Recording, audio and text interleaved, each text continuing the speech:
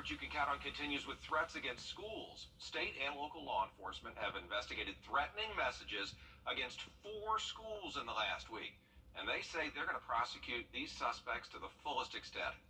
News Channel 6's Chloe Salsameda has the latest. Class is back in session here at Burke County High School after threatening messages were made against the school online. But investigators are still searching for the suspect. Burke County deputies patrolling the high school's campus. The sheriff's office increasing its presence after violent messages were posted on social media and an email was sent to the principal threatening to shoot up the school. That person has not been identified or arrested. Kids have to understand the severity of simply making what one may consider to be a harmless joke. Posting inappropriate pictures, making inappropriate statements, anything of that nature that could potentially cause someone to feel as if they are in fear for their life and or safety. Burke County isn't the only district facing these threats. A Thompson McDuffie middle school student was detained Monday for allegedly sending an email to another student threatening violence. And a Burke County student was arrested Monday for threatening to shoot up Cross Creek High School in Hepzibah. Investigators say this will not be tolerated. In Burke County, Chloe Salsameda, WJBF, News Channel 6.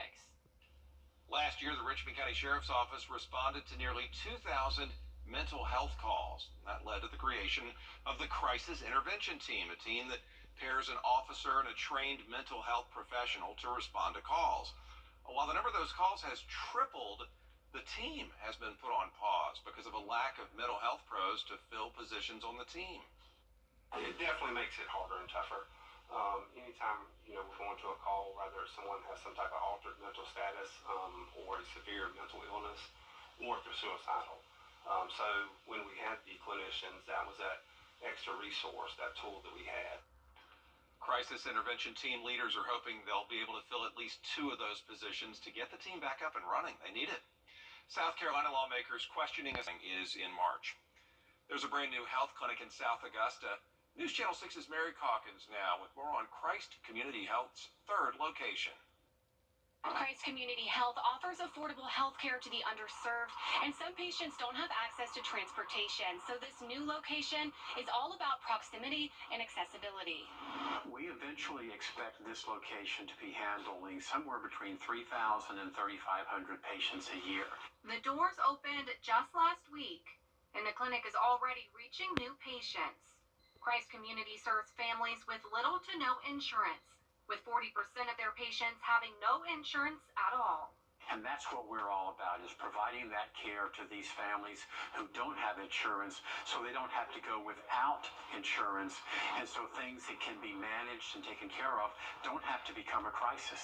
Some uninsured patients with transportation challenges will rely on the emergency room when a health condition becomes unmanageable. That's not effective. It's expensive, and it costs the community at large. The services that we provide keep folks out of the ER, keep them healthy, and like I said, it helps them keep their jobs, support their families, and support the whole community. They serve 7,300 individual patients across 10 counties.